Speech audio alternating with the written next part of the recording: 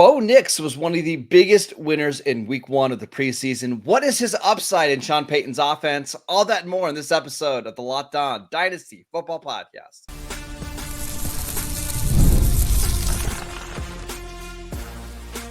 You are Locked On Dynasty Football, part of the Locked On Podcast Network. Your team every day. Here are your hosts, Marcus Mosher and Kate Madjuk. Welcome back to the Locked On Dynasty Football Podcast, part of the Locked On Podcast Network, your team every day. We'd like to thank you for making us your first listen of the day. Today's episode is brought to you by LinkedIn. LinkedIn Jobs helps you find the qualified candidates that you want to talk to faster. Post your job for free at linkedin.com/LockedOnNFL. That is linkedin.com/LockedOnNFL to post your job for free. Terms and conditions apply. Welcome back. I am your host, Marcus Mosher. You can follow me on Twitter at Marcus_Mosher. And joining me today, as always, is Kate Madjuk. You can follow her on Twitter at Kate Madjuk. You can also read her at Yahoo Fantasy. On today's show, we're taking a look at some of the biggest winners from week one of the NFL preseason. And Kate, we have to start with Bo Nix, who had a very, very solid debut with the Broncos this week. Very solid debut. And again, if you guys missed our episode last week of how to consume the NFL preseason with a little bit of a twinkle in your eye toward the dynasty we kind of stressed last week that you don't need to put a ton of emphasis on the stat line. What you're looking at is to contextualize, when are the players playing? How are they being utilized? What traits are these players exhibiting? And I think Bo Nix just kind of checked a lot of boxes in terms of him being probably further along than I necessarily expected. Willingness to step up into the pocket, yes. Throwing downfield when you're on the run, check. Being able to keep your head up and still be looking for that passing play, despite the fact that, yes, he's a very athletic quarterback. Showcase that athleticism. Check, check, check. I think that all things considered, especially considering, I'm not going to call this a world beater receiving core or, No. The personnel around him, I don't really think does a lot to uplift his overall upside. He was pretty accurate overall. He just checked a lot of the boxes that I don't necessarily thought I would see from him coming out day one in the preseason. He looked competent, Kate. And that's, I think, the thing that you always want to see in your rookie quarterbacks. They're competent and confident. And we've already got a report from Benjamin Albright, who is a Broncos insider, that Bo Nix is going to start the second preseason game, which I got to believe that Bo Nix is going to be this team's starting quarterback in week one because he's already better than Jarrett Stidham. It seems like Sean Payton already has this offense ready to go for Bo Nix. Yeah. So if you drafted Bo Nix in, let's say, the second round or the third round of your Superflex rookie drafts, I think you're going to be rewarded with a starting quarterback. Now, how good is this Denver offense going to be this year? I think we can have a discussion about that. But I do think Bo Nix looked like a quarterback that could have a decent amount of success as a rookie. Long-term, what's his upside? We can debate all that. But I do think he is going to play a lot in his rookie season. And that's why he's on this winners list after looking very solid in week one. Yeah, and we mentioned kind of the question marks around the offense. And I mean, let's be real. You're playing with, Courtland Sutton, and then it's kind of a hodgepodge, Josh Reynolds, okay. Marvin Mims, okay. I don't necessarily know that this is going to be a skill position group that raises his ceiling exponentially. But what I do think you could get out of Bo Nix is a pretty sneaky floor. Now, that was one of my knocks on him coming out of Oregon here, is that I thought the floor was going to be pretty safe. I thought, he's a pretty solid game manager. That he's got above average athleticism, which could translate to some rushing upside, some scrambling yardage. There are a lot of things to like there. It's just, it's the question mark about the ceiling, because I do think that if I'm projecting right now, his absolute ceiling for me feels like QB 12.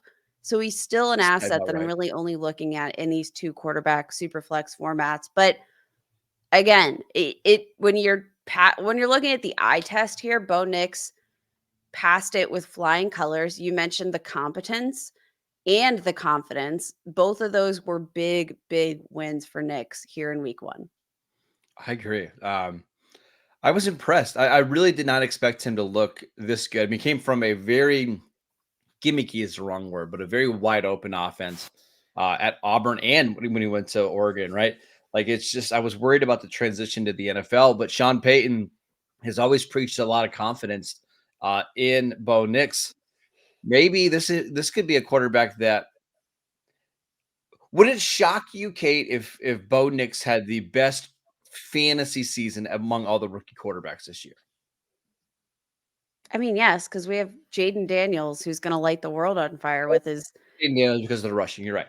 But what between Caleb Williams, as a passer, he might have a pretty safe floor, but again, I'm just going back to the weapons. So like in an offense where maybe they had more options in the passing game, I might be looking at Bo Nix as having a higher ceiling. It's just really hard to give him the edge. Obviously, Caleb Williams is the much better quarterback, but like yeah, in yeah. fantasy, again, Bo Nix really safe. But in terms of projecting a ceiling, like, yeah, you're going to project Caleb Williams with the much higher ceiling just based on the offensive personnel.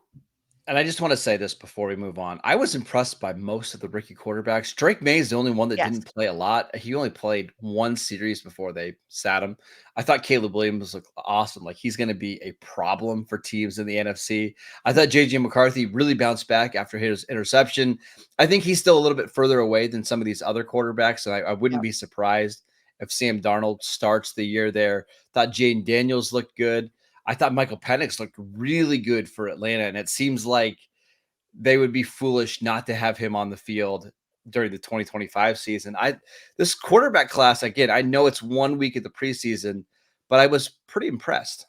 Yeah. A lot of them looked, again, confident and competent. And those are two things that, uh, you know, you want to see.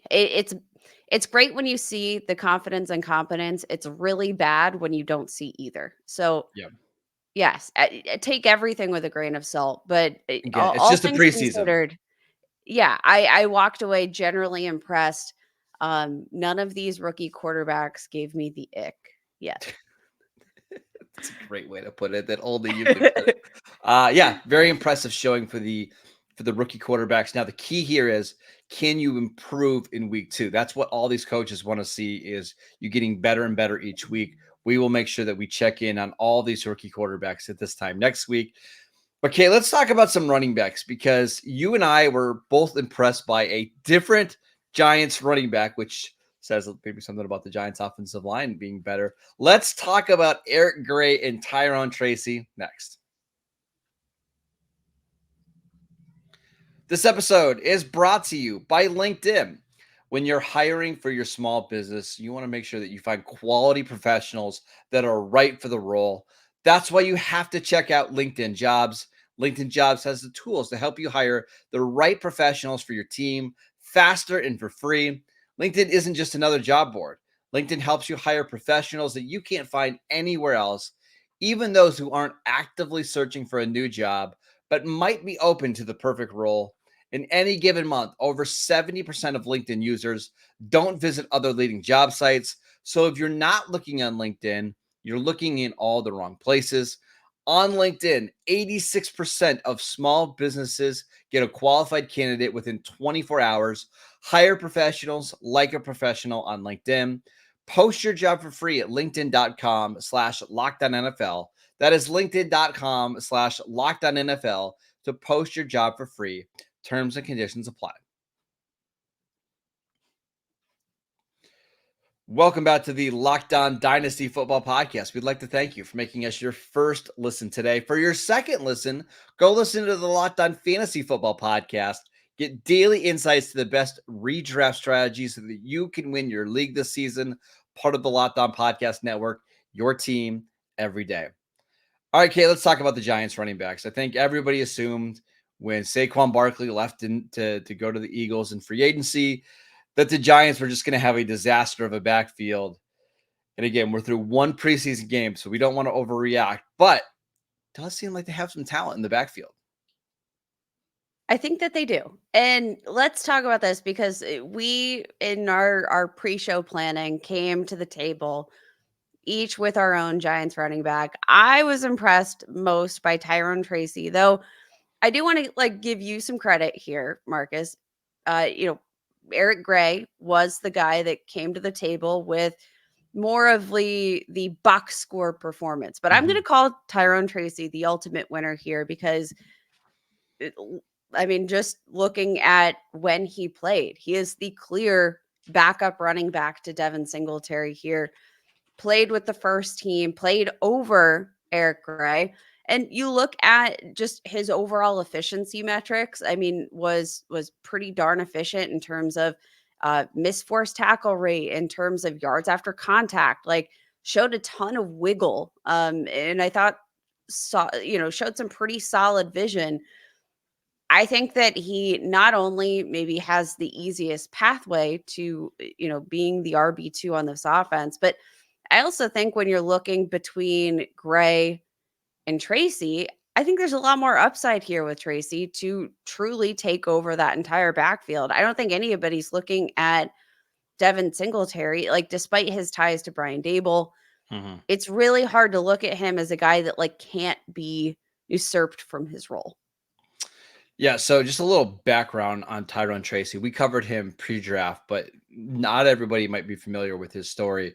So he was a starting wide receiver for Iowa for 3 years, which meant he blocked a lot, right? Didn't get a lot of opportunities to catch the ball. Transfers to Purdue and makes the switch to running back. And then you look at some of the advanced numbers, off the chart and everything. Led the Big Ten in yards per carry last year. Absolutely fantastic, but pretty raw as a runner, right? So that's why it was so encouraging to see him in this game look so comfortable as a running back. Not the biggest guy. I think he's just over 200 pounds, but you are looking at somebody who I think can be a explosive playmaker for the Giants. I really like him. Now he's a bit older. He's going to be 25 during his rookie season, but could he play a role in this offense? I think so, because he's got that juice and he's got that wiggle, and they just don't have that in the backfield. Yeah. And again, we can talk about Eric Gray, but I do think all things considered, again, not necessarily the biggest back in the world, but neither is Devin Singletary. There are, I think, qualifiers for pretty much every aspect that we're going to be talking about here today. But despite how good Eric Gray looked, I also think you have to admit the fact that Tracy's playing over him, despite the fact that, yes, he is still raw at the position. And I'm going to say, watching the rush attempts, watching him find the running lanes, I didn't think he looked raw. That I think was one of the most impressive takeaways for me, is that he actually showed, I thought, some pretty solid vision for a player that still hasn't taken many reps as a running back in live game scenarios. I'm encouraged. This, if you draft a raw running back on day 3 of the draft, this is what you're hoping they look like right away, right out of the gate. Now, I don't think, and here's my issue with Tracy. Okay, I don't think Tracy will ever be a lead back in the NFL, just because to do that job, you got to be able to run all sorts of different kind of runs, and you've got to be able to pass block.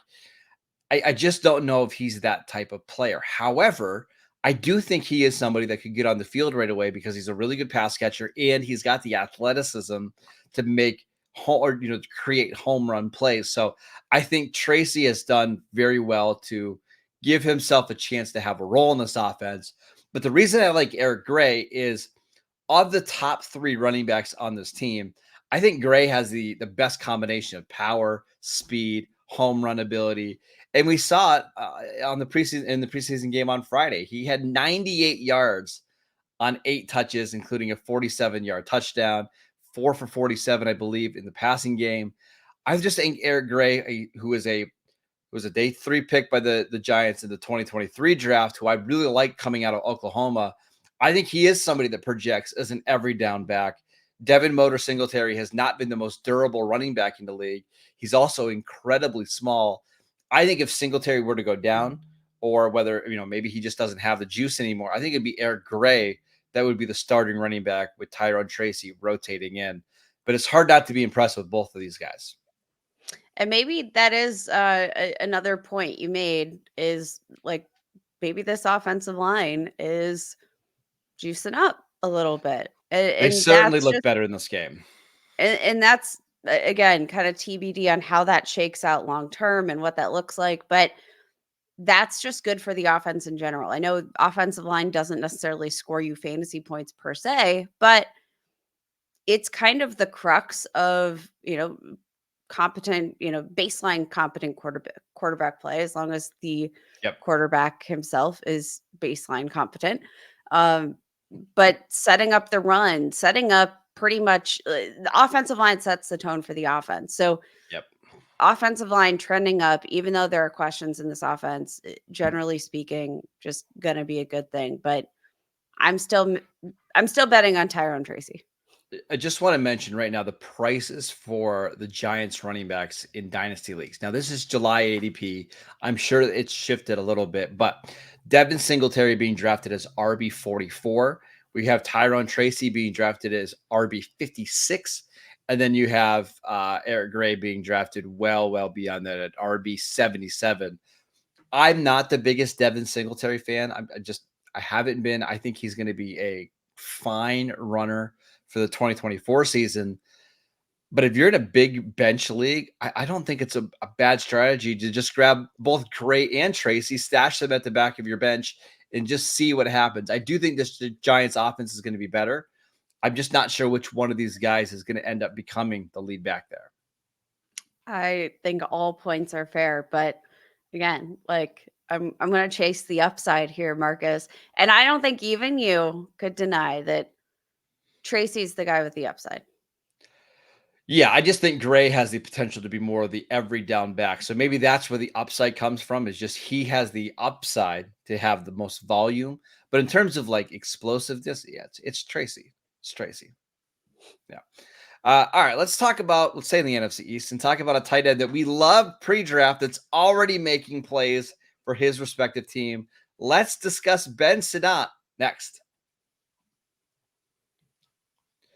This episode is brought to you by eBay Motors. Passion, drive, and patience. It's the formula for winning championships, and it's also what keeps your ride or die alive. eBay Motors has everything you need to maintain your vehicle and level it up to peak performance. Superchargers, roof racks, exhaust kits, LED headlights, and more. Whether you're into speed, power, or style, eBay Motors has got you covered. With over 122 million parts for your number one ride or die, you'll always find exactly what you're looking for. And with eBay Guaranteed Fit, your part is guaranteed to fit your ride every time or your money back. Because with eBay Motors, you're burning rubber and not cash. With all the parts you need at the prices you want, it's easy to make your car the MVP and bring home huge wins. Keep your ride or die alive at ebaymotors.com. Eligible items only. Exclusions apply. eBay Guaranteed Fit only available to U.S. customers. Welcome back to the Locked On Dynasty Football Podcast. Every day is on tomorrow's show. Kate and I are going to break down some of the biggest losers from week 1 of the preseason, so make sure you tune in for that. And then on Wednesday's show, Matt Williamson will be here. We'll get his thoughts on the preseason. We should also have some updated ADP for the month of August later on in the week, so tune in for that. Busy shows here for the Locked On Dynasty. But, Kate, let's finish up here with Ben Sinnott, the rookie tight end for the Washington Commanders. I'm already liking what I'm seeing. Already liking what you're seeing because, in a big way, just already kind of showcasing that explosive playmaking ability, that athleticism, was targeted on 25% of his routes run in week 1 of the preseason, earned at 84.6 PFF receiving grade, caught all 3 of his targets, 57 receiving yards, 41 of those coming after contact. Had a first down on 2 of those 3 receptions that he managed. Like, I think just in general, you have to be really happy. And it does need to come with some context because Ben Sinnott didn't play till late in the first quarter, played into the fourth quarter, took his last snap right around the 12-minute mark in the fourth quarter. So, like, Yep. it's not to say that like he played with the starters and then he was off the field and that's why. No, he didn't play with the starters. He did play well into the fourth quarter, but when he played, and specifically when he played in a role that was running a route, um, showcase kind of everything that you would want, especially from a rookie tight end who has had some up and down reports through training camp to this point.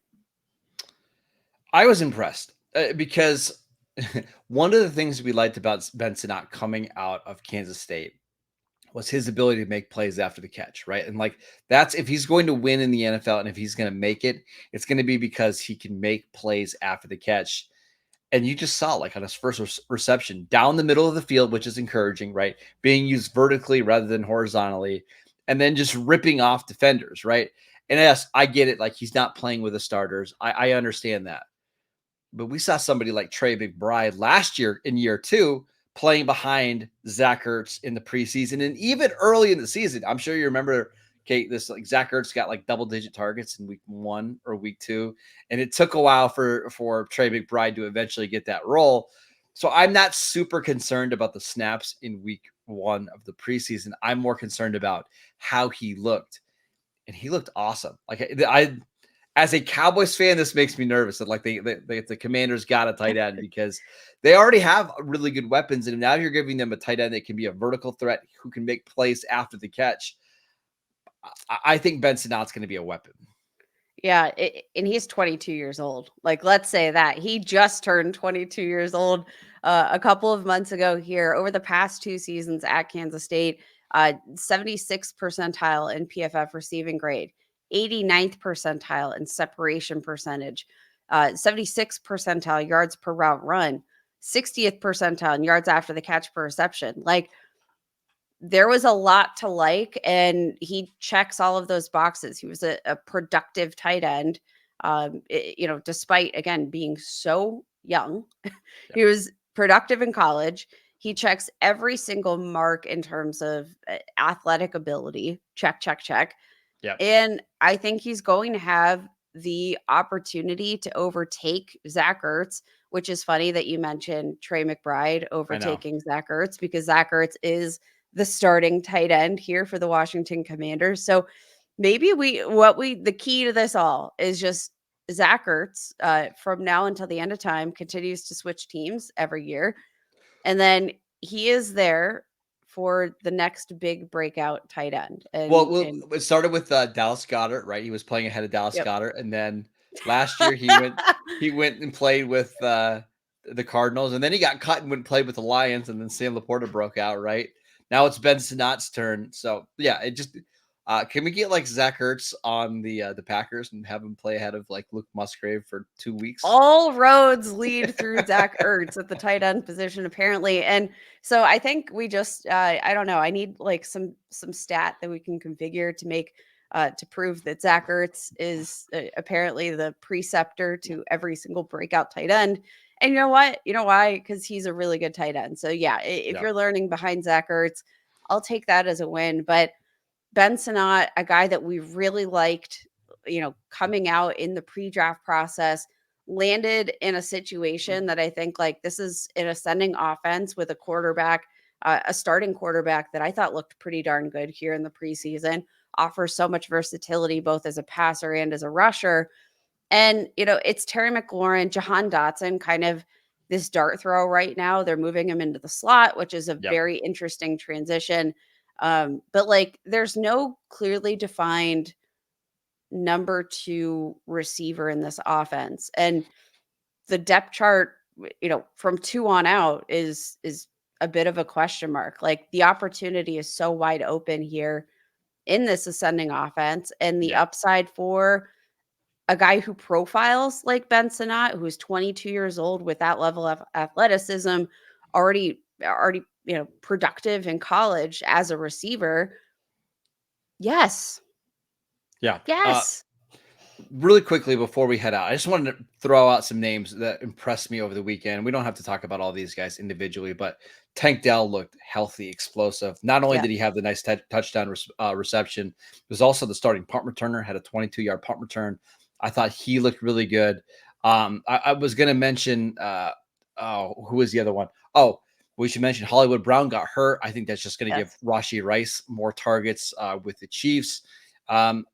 Anybody else stand out to you? George Pickens. Can we talk about George Pickens? Sure. Very questionable. A lot of questionable things about the Steelers, but I thought George Pickens just looked absolutely incredible and in his limited playing time here. I do think that we're probably going to see a little bit of Russell Wilson. So like TBD on how Yep. this situation shakes up. I still think it's Russell Wilson. And if it is Russell Wilson, I think George Pickens to the moon. Yeah, I agree. Two more that I wanted to mention. Khalil Shakir caught 3 passes when Josh Allen played on 2 drives. Like playing in the slot, he's just going to get a ton of targets. And then the last one to close out the show, my guy Dontavian Wicks. He got 1 target in this game. 1 catch, 65 yards and a touchdown from Jordan Love. I'm just saying, I think he's still the best value at the wide receiver position for the Packers. I think he's going to be a star. I still love it, although I will say most of the buzz right now is in favor of Romeo Doubs, but hard to ignore that level of efficiency here from Dontavian Wicks after what was already a pretty efficient and productive rookie season. Like, I mean, the Packers receiving core, there is no other receiving core that looks like this in the league that feels as both rich in talent and wide open from a targets perspective. Like, Yep. I think the takeaway is go by the Packers. Yeah, All of them. Unfortunately, I think that's probably the case. All right, that is it for today's show. We want to thank you for making Locked On Dynasty Football your first listen today. Now go listen to the Locked On Fantasy Football podcast. Get daily insights to the best fantasy draft strategies so that you can win your league this season. We've made it even easy on you guys. It's on in the description of this podcast. All you have to do is go click it. So simple. We're teaming up with Locked On Fantasy Football. We're friends with them over there, not competing shows at all. So go check out their podcast as part of the Locked On Podcast Network, your team every day. Go follow Kate on Twitter at Kate Maju. I'm at Marcus_Mosher. Go download the podcast wherever you get your podcasts. We are free and available on all platforms. Check out the YouTube channel as well. And we will see you right back here tomorrow.